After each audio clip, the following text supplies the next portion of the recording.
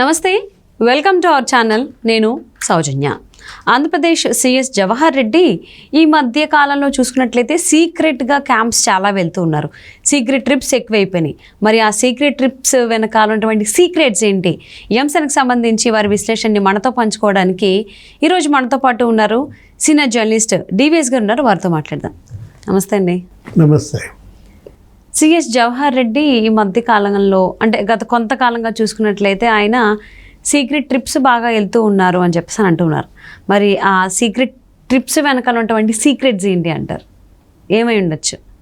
ఆంధ్రప్రదేశ్ ప్రభుత్వ ప్రధాన కార్యదర్శి Jawahar Reddy election code ప్రకటించేదాకా, schedule ప్రకటించేదాకా 57 రోజుల ముందు వరకు జగన్మోహన్ రెడ్డి, ఆంధ్రప్రదేశ్ జగన్మోహన్ రెడ్డి నామం ప్రతిధ్వనించేది. ఇప్పుడు జగన్మోహన్ రెడ్డి పేరు రావటం, ఇప్పుడు జవహర్ రెడ్డి రీసౌండ్ వస్తుంది. జనరల్గా ప్రభుత్వ ప్రధాన కార్యదర్శిగా ఆయన ఒక ప్రాంతంలో పర్యటిస్తే అక్కడ ఏంటి షెడ్యూల్ ఇస్తారు, నెక్స్ట్ అక్కడ మీడియాని అలర్ట్ చేస్తారు, ఆయన ప్రెస్ మీట్ పెట్టడము, లేకపోతే ఆయన సందర్శించే ప్రాంతాలు, ఆయన ప్రాజెక్ట్ సందర్శన, ఆయన పరిశ్రమ సందర్శన, లేదు ఆయన ఆఫీస్లో ఆయన ప్రెస్ మీట్కి మీడియాకి పిలవటం, అలాంటివి జరుగుతాయి. జవహర్ రెడ్డి గారు వస్తున్నది వెళ్తున్నది ఎవరికి తెలియకుండా రావటం వెళ్ళడం, చడి చప్పుడు కాకుండా సిఎస్ వచ్చాడు వెళ్ళాడు, తర్వాత రోజు మనం మీడియాలో చూడాల్సి వస్తుంది. ఇప్పుడు ఈ నిన్నటి పర్యటన కూడా మీడియాకి ముందుగా సమాచారం లేదు. ఆయన ఏదో భోగాపురం వెళ్ళడం, అక్కడ ఆ విమానాశ్రయం పనులు ఏదో చూసినట్టుగా, అక్కడ పనులు స్పీడ్ చేయమని ఇచ్చినట్టుగా అనంతర ప్రకటన. అంతకుముందు ఇలాగే ఒకసారి జరిగింది. సిఎస్ గారు విశాఖపట్నం వచ్చారు, వెళ్ళిపోయారు, తెలియదు ఎవరికి. ఏంటి సిఎస్ ఏంటి, సీక్రెట్ టూర్స్ ఏంటి, అది కూడా ఉత్తరాంధ్రకి ఎందుకు, ప్రత్యేకించి విశాఖపట్నానికి ఎందుకు? జవహర్ రెడ్డి గారు విశాఖపట్నంలో ఏమైనా దాచిపెట్టారా? నిధులు ఉన్నాయా, నిక్షేపాలు ఉన్నాయా, మడులు మాణిక్యాలు ఏమన్నా అక్కడ నిక్షిప్తం చేస్తే చూసుకోవడానికి వెళ్తున్నాడా? విశాఖపట్నం అనగానే ల్యాండ్ స్కామర్స్. జగన్మోహన్ రెడ్డి గత 5 ఏళ్ల పరిపాలనలో అక్కడ పెద్ద ఎత్తున ల్యాండ్ స్కామ్స్, మంత్రులు, ముఖ్యమంత్రి దగ్గర నుంచి ఎంపీలు, ఎమ్మెల్యేలు, అధికారులు కూడా పోటీపడి దోచేశారు విశాఖ భూములు. ఎందుకంటే 40,000 కోట్ల విలువైన భూములు గత 5 ఏళ్లలో అన్యాక్రాంతమయ్యాయన్నారు. కేవలం 3, ఎవరు, 2 ఎంపీలు, 1 మంత్రి, 30,000 కోట్ల విలువైన ల్యాండ్ స్కామ్స్ ఎలిగేషన్స్ వచ్చాయి. గుడివాడ అమర్నాథ్, విజయసాయి రెడ్డి, సుబ్బారెడ్డి, వీళ్ళ 3 27,000 కోట్ల విలువైన భూ స్కాములకు పాల్పడ్డారని విమర్శలు, మీడియాలో కథనాలు చూసాం. ఇప్పుడు విజయసాయి రెడ్డి మనం చూసాం, ఆయన ఏంటి A2, జగన్మోహన్ రెడ్డి A1గా ఆ 30 కేసుల్లో ఉంటే ఈయన A2గా ఉన్నారు. విజయసాయి రెడ్డి జగన్మోహన్ రెడ్డి గెలిచిన దగ్గర నుంచి ముఖ్యమంత్రిగా ఎక్కడ వాలాడు, ఈ డేగ విశాఖ మీదే వాలింది. ఈయన విశాఖ మీద వాలేసరికి అక్కడ ఉన్న గద్దలన్నీ ఎగిరిపోయాయి, ఈ డేగ దెబ్బకి తట్టుకోలేక. ఇప్పుడు విజయసాయి రెడ్డి అక్కడ అసలు ఒక కొండనే కూతురు పేరు మీద రాసి ఇచ్చేసాడని. ఏది, ఒక 300 కోట్ల విలువైనటువంటి భూములు ఆ కొండతో సహా, తర్లువాడ అనే కొండ, విజయసాయిరెడ్డి కూతురు అక్కడ ఏదో ప్రైవేట్ యూనివర్సిటీ పెడతానంటే ఆమెకి ఏదో రాసి ఇచ్చేసినట్టుగా. అంటే కొండలు ఏ విధంగా వీళ్ళు జీర్ణం ఏదో వాతాపి జీర్ణం. అగస్త్యముని అడెవడో రాక్షసుడు, ఎవరు, వాతాపి, వాడిని అప్పుడు మింగేస్తాడు, ఎవరు, అగస్త్యముని, వాళ్ళని రక్షించడం కోసం ప్రజల్ని. అది అంతవరకు అరగడాడు. అరగపోతే ఏమంటాడు అగస్త్యముని, పొట్టనిట్ట అంటూ జీర్ణం వాతాపి జీర్ణం అంటాడు, అరిగిపోతాడు.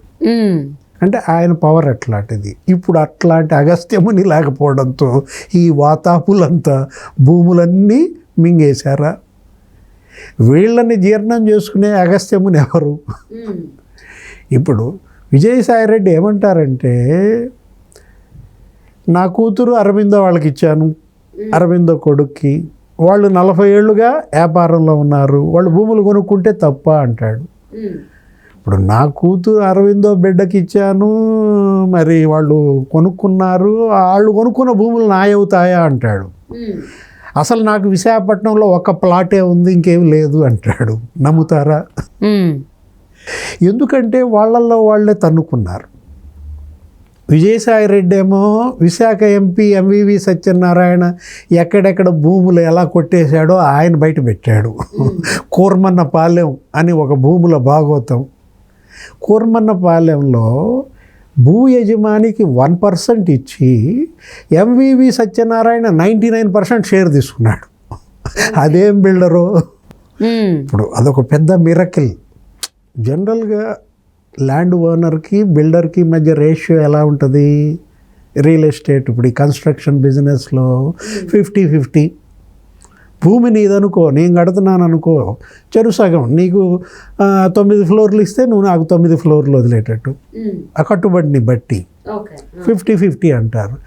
లేదు బిల్డర్ ఎక్కువ అమౌంట్ పెడుతున్నాడు, ల్యాండ్ వాల్యూ తక్కువ అనుకో, 60-40, అక్కడక్కడ 70-30. ఇది ఎక్కడ చిత్రం? కూర్మన్నపాలెంలో ల్యాండ్స్ ఓనర్స్కి ఏమో 1%, ఓకే, బిల్డర్ ఏమో 99%. ప్రపంచంలో ఎక్కడన్నా ఇలాంటి కన్స్ట్రక్షన్ జరిగిందా అని విజయసాయి రెడ్డే బయట పెట్టాడు. ఎవరిది అది ఆ స్కాము? ఎంవివి సత్యనారాయణ. ఇట్లా ఎంవివి సత్యనారాయణ ఏమో విజయసాయి రెడ్డి స్కాములు బయట పెట్టాడు. ఇతను ఎక్కడెక్కడ ఏమేమి ల్యాండ్స్ ఇచ్చేశారు. ఇట్లా దొంగలు ఊళ్ళు పంచుకున్నట్టుగా దోచేశారు 5 ఏళ్లలో.